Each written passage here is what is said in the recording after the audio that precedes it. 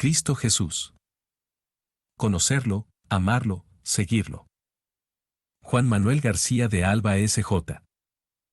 Capítulo 16. Jesucristo creador y juez. ¿Qué se quiere decir al afirmar que Jesucristo es creador? Esta afirmación es de carácter teológico y no cosmológico. No se afirma que se conoce el origen histórico del mundo, o el orden físico de los seres creados, ni aquello que cae dentro de la naturaleza del tiempo o del espacio. La afirmación recae en lo que da origen al tiempo y al espacio sin quedar comprendido por ellos. Al decir que Jesucristo es creador y salvador, afirmamos que el mundo y el hombre tienen su fundamento, en cuanto a su origen, en orden a Jesucristo, como fin y como salvador del todo de la realidad creada. Expresamos la relación total del mundo con Jesús. Si Jesús es realmente Dios Salvador, no lo es solamente para cada uno en el aquí y ahora, sino que es Salvador, desde el principio hasta el fin, de toda la realidad. La experiencia de Dios Creador es una experiencia de relación de todo lo que uno es con Dios, como fuente y origen del ser y la vida. Para descubrir a Jesús en el origen de la vida no hace falta buscarlo en la primera etapa del proceso de la evolución, sino más bien en la última, y descubrir la unidad que encierra el mundo, la vida, la historia, y la acción de Dios. Jesús, con su influjo creador, da principio a la realidad física, pero su presencia y acción no pertenece al mundo físico, sino que es de un orden espiritual y metafísico. Su presencia y acción no se puede medir ni comprobar en el orden físico, es una realidad que se experimenta únicamente en el orden espiritual de la fe. La acción creadora no pertenece al orden físico, no es un momento ni un espacio, es el influjo de Dios que en nivel metafísico suscita y sustenta al ser. En ese mismo nivel, Jesucristo está presente como aquel que lleva a su plenitud, desde su origen, al ser. Aquí hablamos del ser como sinónimo de la realidad.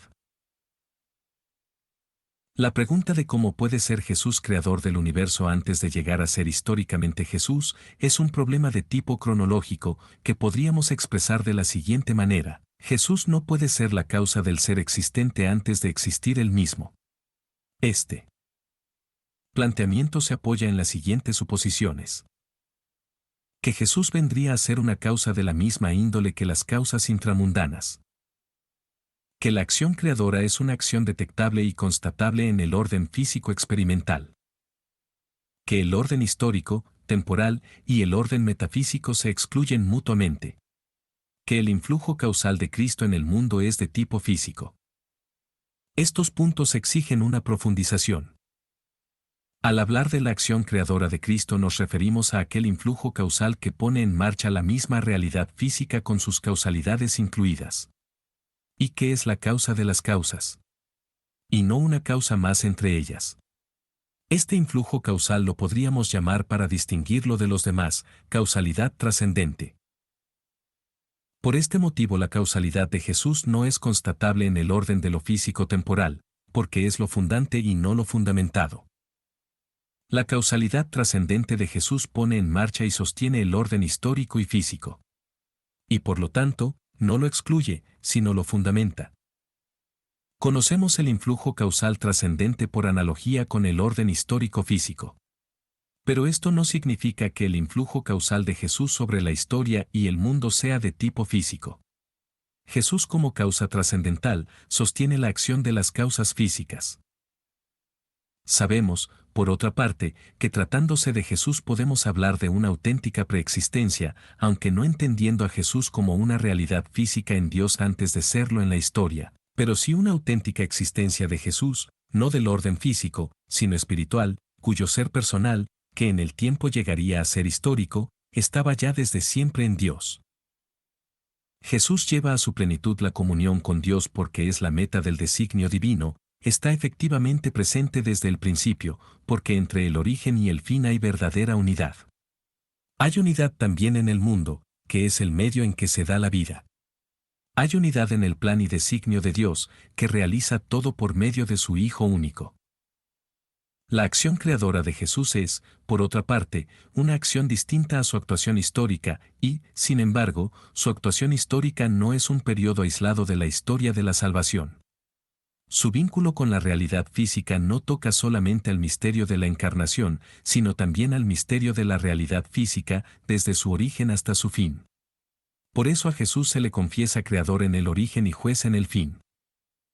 En la mentalidad de los padres griegos, Jesús tiene un vínculo real con la creación aún antes de su génesis. Entre Jesús y el mundo no solo existe una relación salvífica, sino que, además, Jesús es la expresión activa y operante de Dios creador. Y llega a ser el Salvador del mundo, porque en el principio fue su creador. La línea de conocimiento y de revelación no va de la creación a la salvación, sino, por el contrario, de la salvación a la creación. Es decir, para que Jesús verdaderamente salvara al mundo y a todos los hombres, era necesario su influjo salvífico desde el primer momento en que empezó a existir el mundo y el hombre. No se trata solamente de remitir el mundo a Cristo, se trata también de interpretar el mundo a partir de Cristo. Dios crea para salvar, y el mismo que salva es el que crea. Una es la salvación como uno es Dios, y no son pocos los pasos que conducen al hombre a Dios. Jesús es la posibilidad de Dios de salir fuera de sí, y sale en lo humano, en la vida concreta de Jesús. Pero esta posibilidad de Dios de salir fuera de sí y de salvar al hombre es también la posibilidad que Dios tiene de crearlo y regenerarlo. Entre el mundo físico e histórico y Jesús hay una relación recíproca que no la hay con ninguna de las otras personas divinas.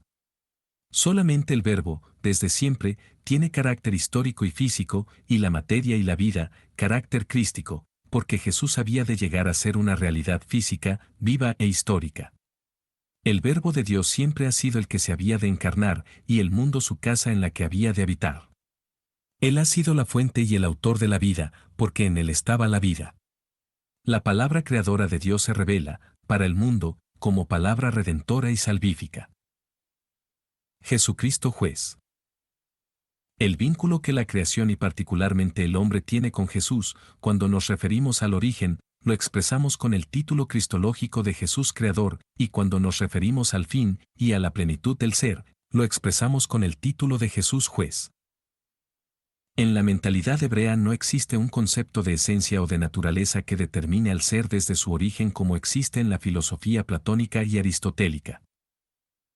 Para los filósofos griegos el ser está determinado desde el principio por su esencia. Por ejemplo, el hombre, desde el primer momento de su existencia, es animal racional, y nada de su proceso histórico lo hace ser más o menos hombre, únicamente le es posible realizar sus potencialidades. La esencia es como la mayor perfección del ser, y éste, al existir de forma concreta, se degrada. La esencia del hombre, o la idea del hombre, es más perfecta que cualquier realización concreta y así, el proceso histórico hace que las cosas decrezcan. Para el hebreo, por el contrario, la creación no está terminada. Dios espera la cooperación y el trabajo del hombre.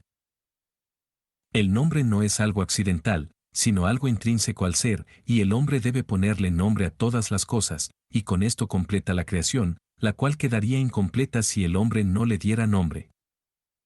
De la costilla del hombre Dios hace a la mujer. Y los dos, hombre y mujer, son padres de todos los hombres.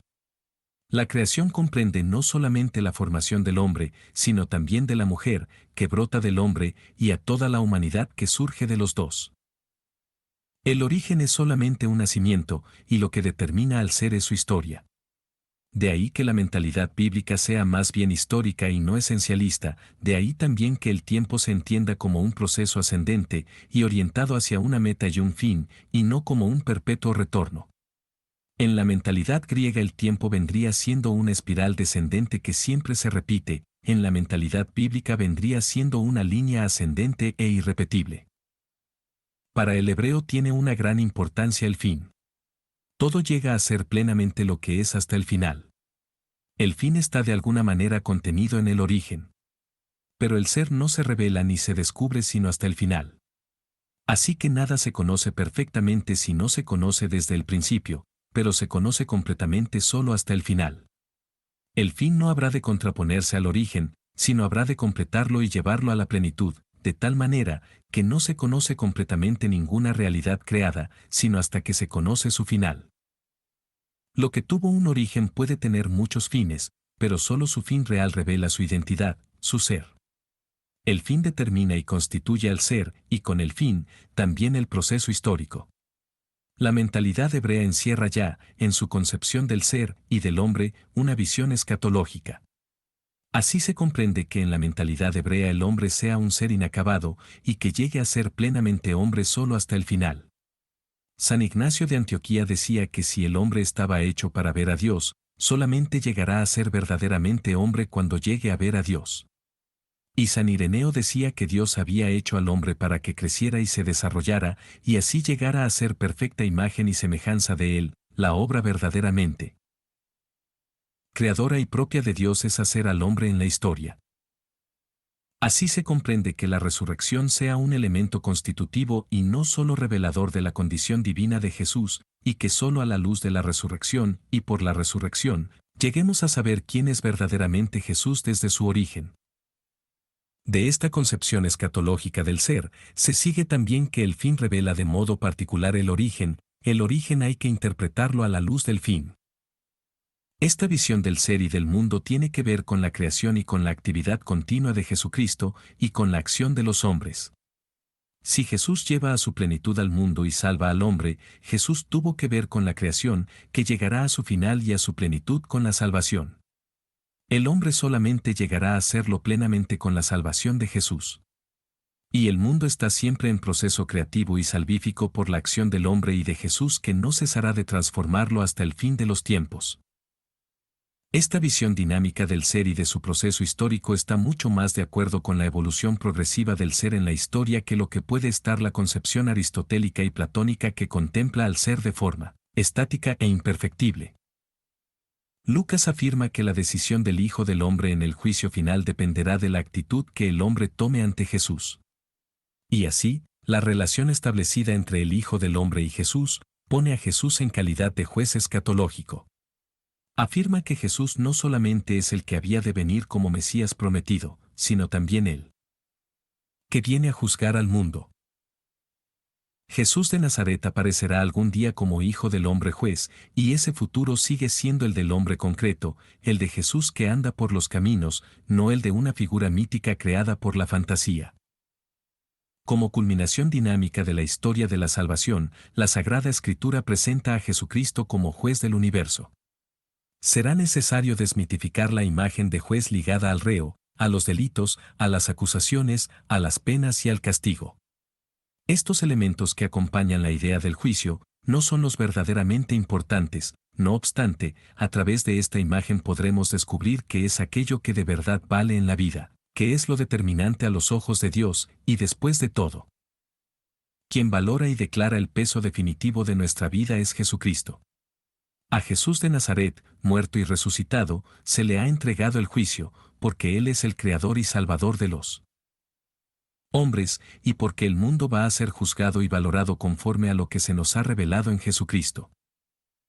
Por ser Jesús el revelador de Dios, el Redentor y la salvación, le toca juzgar a los hombres. Y entendemos que el juicio no es tanto una escena dramática, sino la ponderación valorativa de la vida del hombre. Las parábolas que hablan de la siega, del trigo y la cizaña, del banquete nupcial, de la red, de los viñadores homicidas, dan claramente a entender que todas son solamente imágenes de una verdad fundamental, la valoración de la vida del hombre por los criterios del Evangelio. Aquel que pronunciará la palabra final sobre el hombre será el mismo que durante su vida pronunció palabras de amor y perdón, y quien nos ha venido perdonando a lo largo de nuestra propia vida. ¿Qué sentido habrían tenido sus palabras de perdón si al final su última palabra no fuera de misericordia? San Ireneo une la encarnación del Verbo de Dios al juicio final y dice que era conveniente que aquellos que habían de ser juzgados vieran al juez y conocieran a aquel que los juzgaría y a quien les diera el don de la gloria. La fe en la última venida del Señor, como juez de vivos y muertos, era uno de los puntos principales de la predicación apostólica, y era tanto más esperada cuanto más vivo el sentido escatológico de la Iglesia primitiva. Por eso el Apocalipsis termina con la exclamación llena de nostalgia: «Ven, Señor Jesús, a concluir la obra que empezaste con la creación, que restableciste con tu muerte y resurrección, que mantuviste con tu presencia y actividad, y que llevarás a su plenitud con tu última palabra».